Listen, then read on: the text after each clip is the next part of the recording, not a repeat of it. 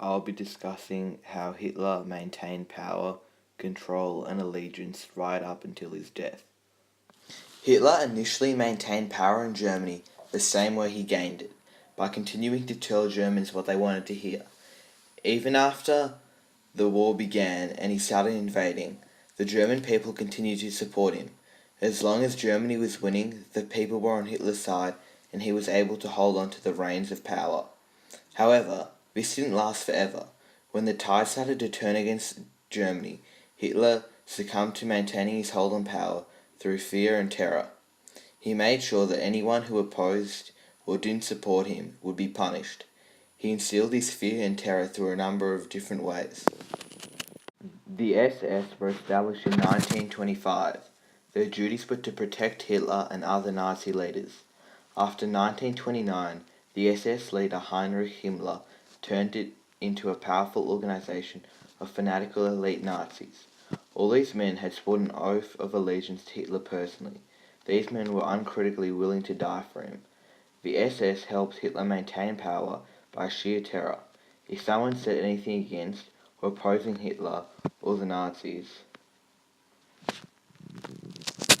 the SS had the power to shoot or send them to a concentration camp without a trial. This tactic instilled fear in people that opposed the Nazis, so they would be forced to support them. The SS fanaticism to Hitler is shown through Himmler's speech to the SS guards. You are soldiers who have to carry out every order unconditionally. You have responsibility towards Hitler and God for everything that is happening. The SA were a Nazi parliamentary group who were led by Ernest Röhm, who eventually rivaled Adolf Hitler for leadership of the Nazi Party. The SA existed before Hitler came to power. They were the Nazi Party's civilian enforcers. They did a lot of street fighting and harassment of political opponents. They were seen as street thugs and helped Hitler maintain power in much the same way as the SS, through harassment and intimidation. The SA grew in size, verging on millions by 1933, and threatened Hitler's political ambitions. In 1934, the leaders of the SA were killed and the organization was ruined on the night of the Long Knives, when Hitler ordered their execution. Hitler did this because he saw the independence of the SA as a threat against his political power. This shows how Hitler dealt with people who threatened his maintenance of power. The Gestapo were the feared secret police of the Nazi reign. The Gestapo used intimidation and fear to help Hitler maintain control of Germany.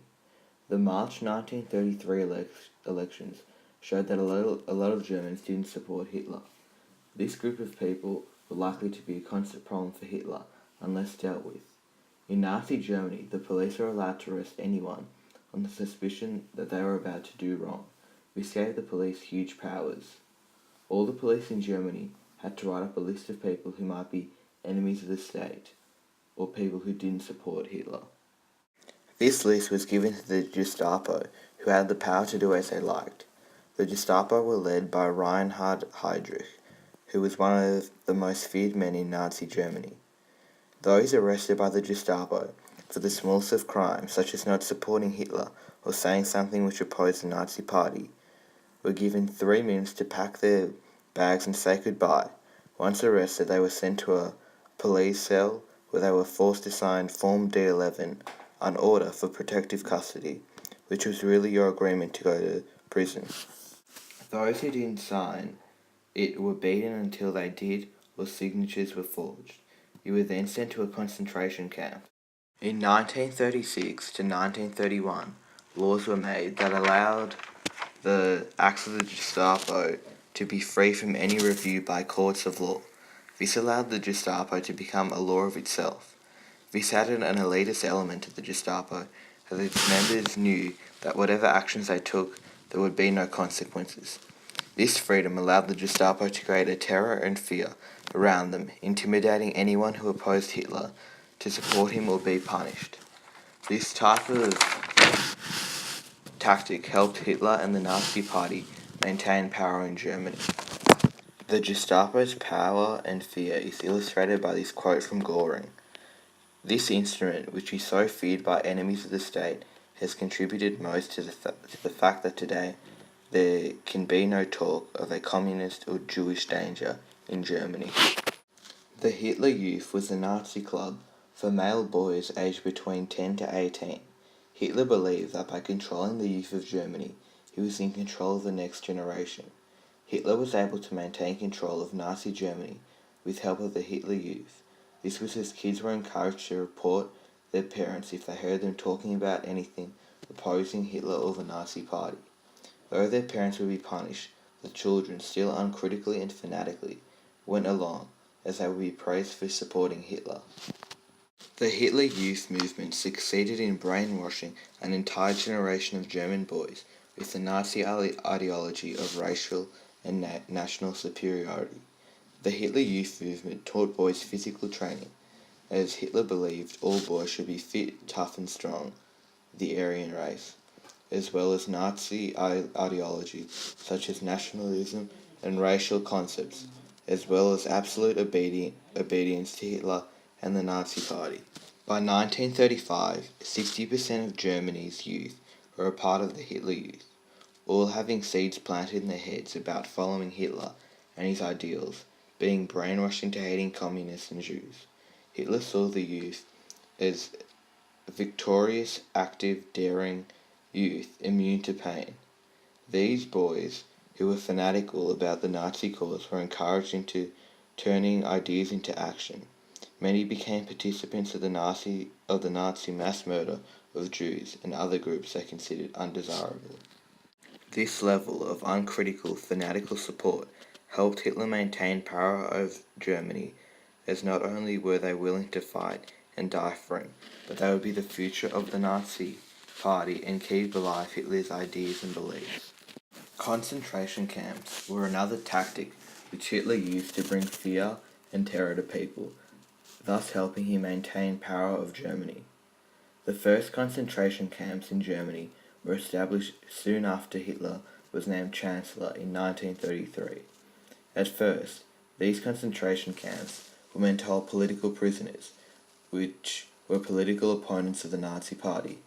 However, by the beginning of World War II, these concentration camps had transformed and expanded into torture centers, and here anyone who opposed Hitler or was different, such as Jews, gypsies and communists, and homosexuals, were caught and made prisoner, all in the name of the Nazi racial and regimation ideology.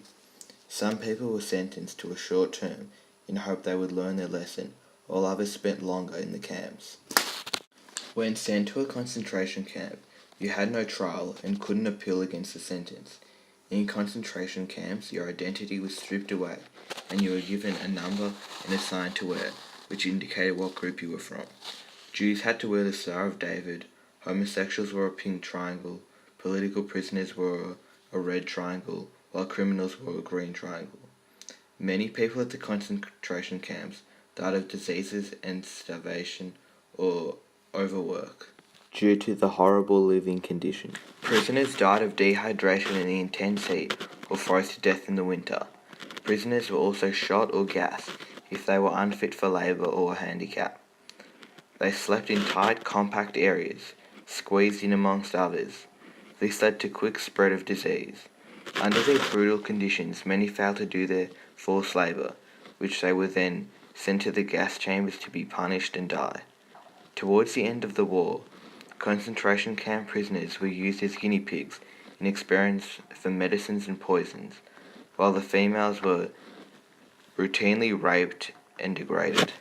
Hitler was able to maintain power of Germany as knowledge was leaked when someone was released of the harsh, brutal conditions of what goes on in the camps. The fear of ending up in one of these camps made many Germans declare loyalty to Hitler, even if they didn't support him. This allowed Hitler to control the majority of the population, as they had the fear of being locked away in one of these concentration camps. This idea of ruling by terror is shown in this quote by Adolf Hitler. "When I came to power, I didn't want the concentration camps to be old age pensioners' homes, but instruments of terror." The Volksturm helped Hitler maintain power right up till his death. The Volksturm was set up by the Nazi Party on the orders of Adolf Hitler on October 18, 1944. The Volkssturm were males between 16 to 60 years who were not already in the army. They helped Hitler maintain power right up until his death by being a last-ditch attempt to defend Berlin. Though all these men died, they represent the fanaticism shown towards Hitler the German people shared. The Volkssturm was depicted as an outburst of enthusiasm and fanaticism by Joseph Goebbels, but was realized by many as a desperate attempt to turn the course of the war. The reality was that they accepted children as young as 10, as well as women and girls. Children and old men were put against highly trained soldiers, which made slaughter inevitable. 500,000 of these Volkssturm were killed as Hitler and the Nazi high command were safely below ground in reinforced bunkers. Hitler's ruthless and brutal appreciation is shown through his quote, "Those who want to live, let them fight, and those who don't want to fight do not deserve to live."